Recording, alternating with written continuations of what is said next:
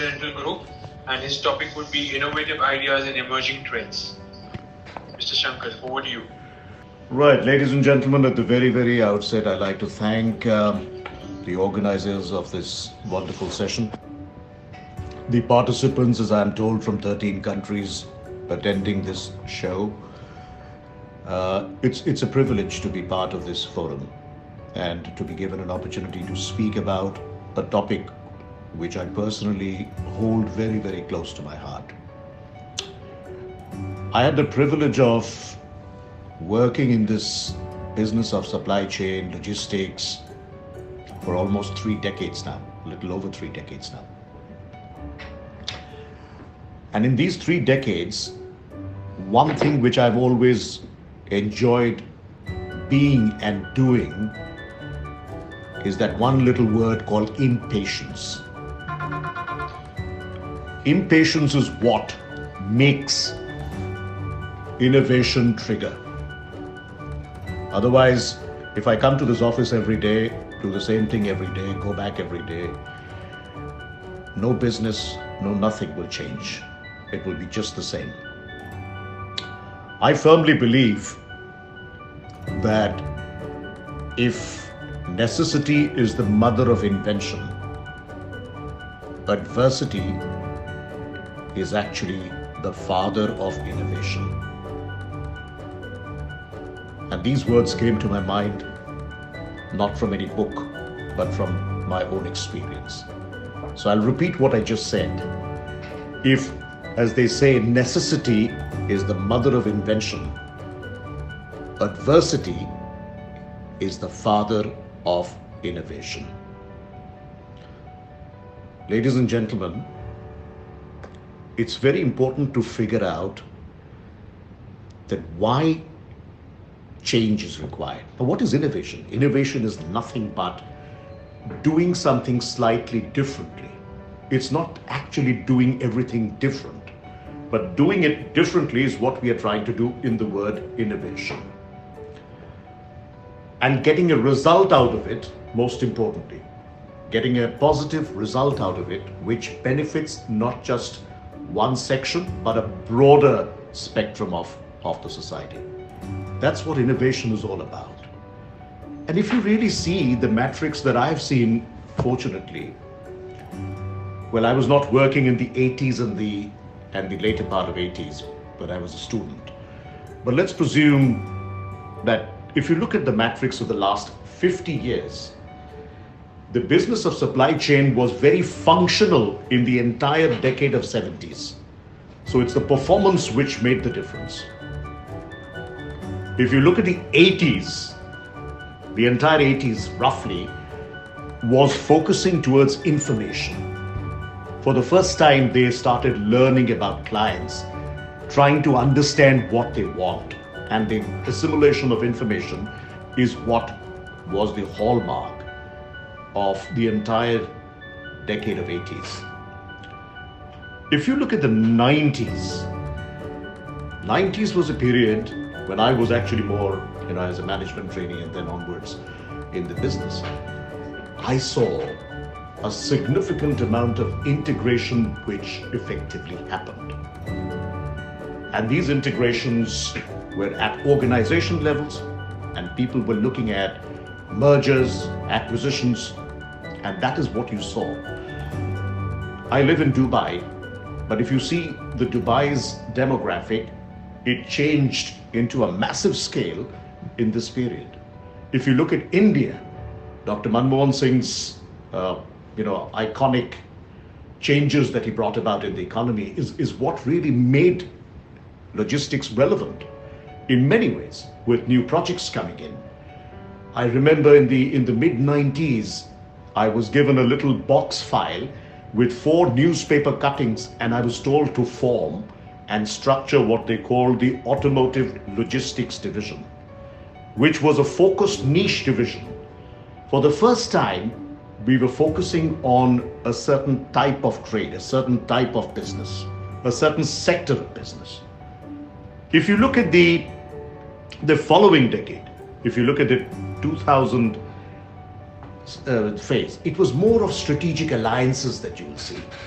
you will see a lot of companies formed consortiums.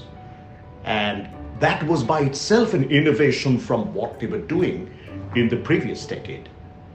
And I've seen this change, and I'm using one or two words which are key to give you an outline of what I feel that entire decade did.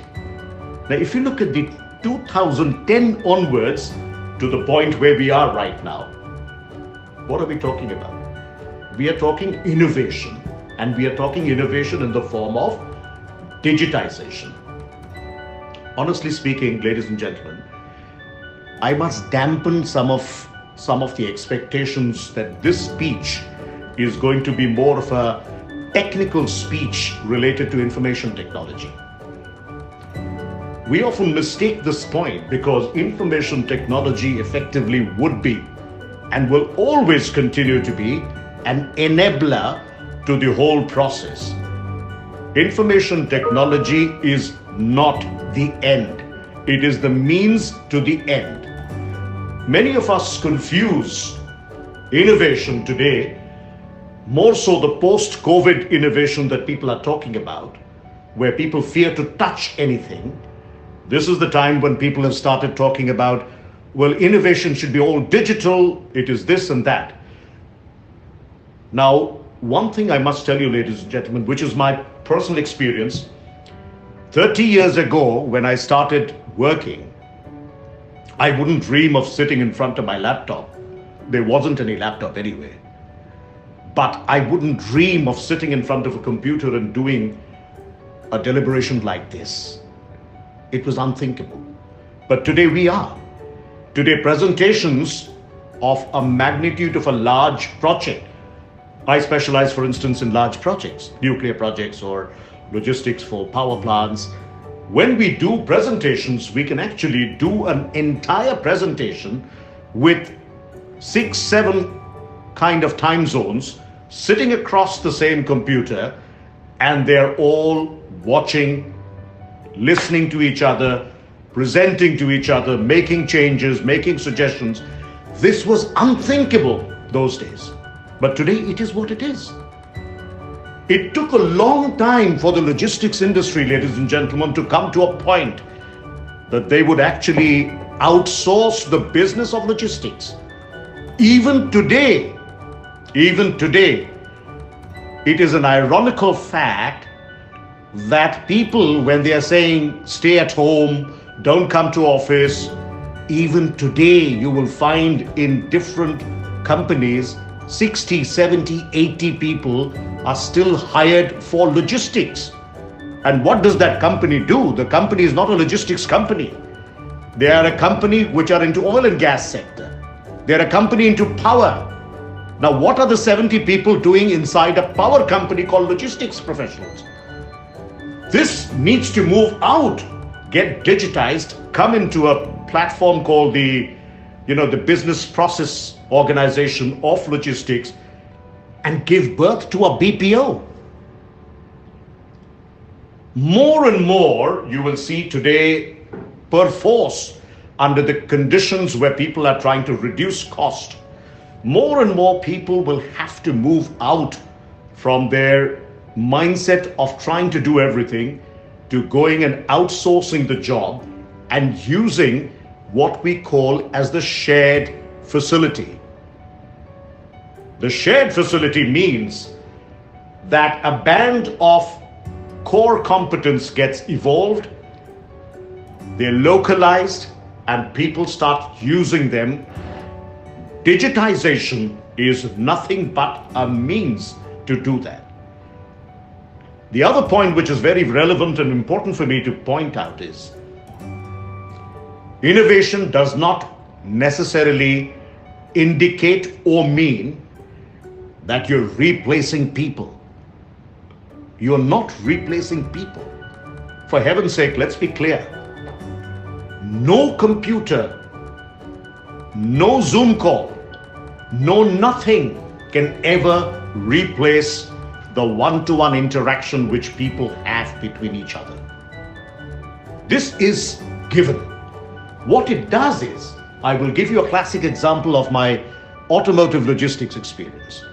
at a time when our famous country, India, did not even have an automotive policy, and I was part of a process which actually helped evolve a policy for the government. At that point of time, to make one single bill of entry with 3,600 parts, ladies and gentlemen, took almost 8 hours of a man day. One single bill of entry. Moment we automated it, moment we digitized it, moment we put software around it, the same job could be done in less than 35 minutes. Today, I'm glad to tell you, if you're very lazy, you will do it in 5 minutes.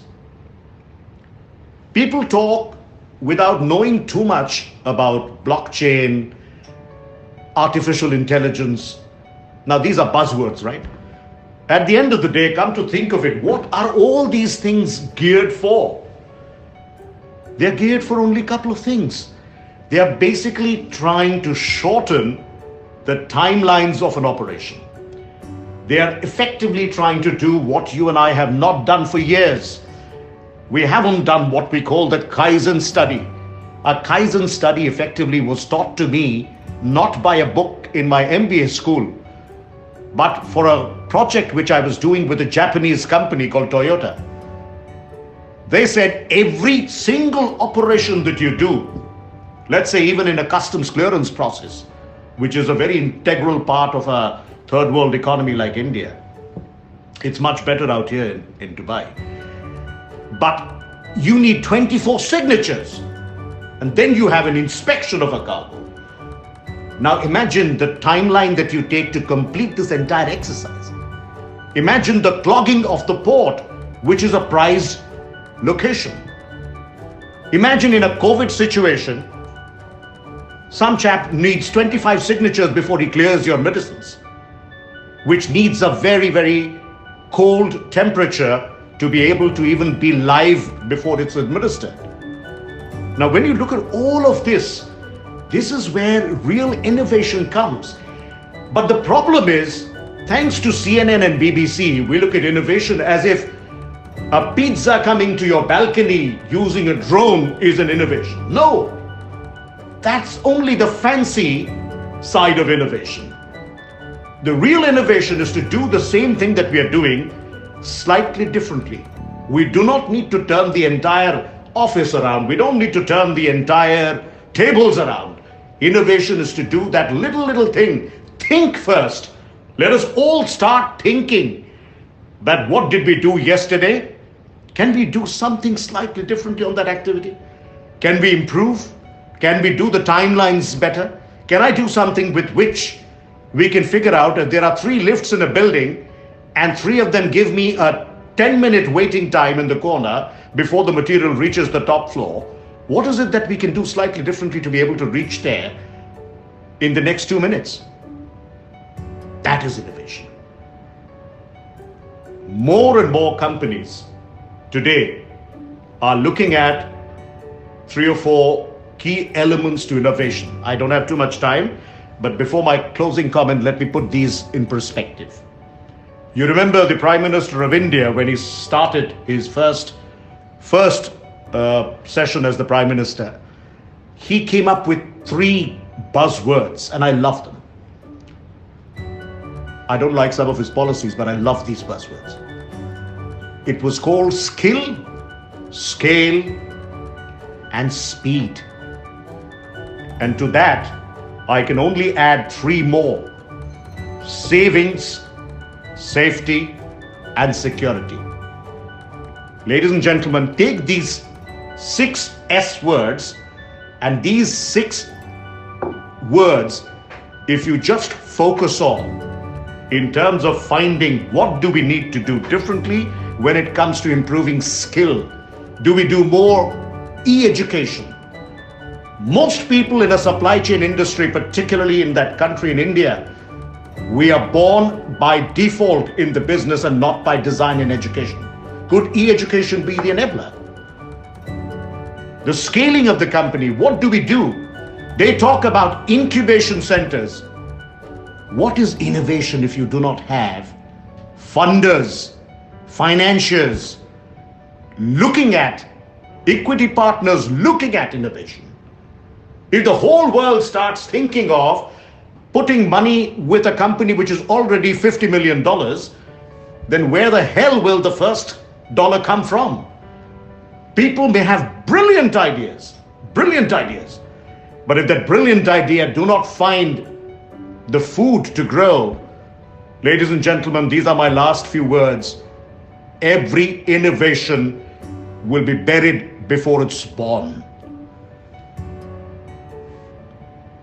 I would have covered a few more points, but for want of time, my final comment would be directed to all my friends who have the money, but need the mind to bring the money up to the next level. Equity partners, venture funds, angel funds, whatever other nice names. Please come forward and invest in these kinds of projects.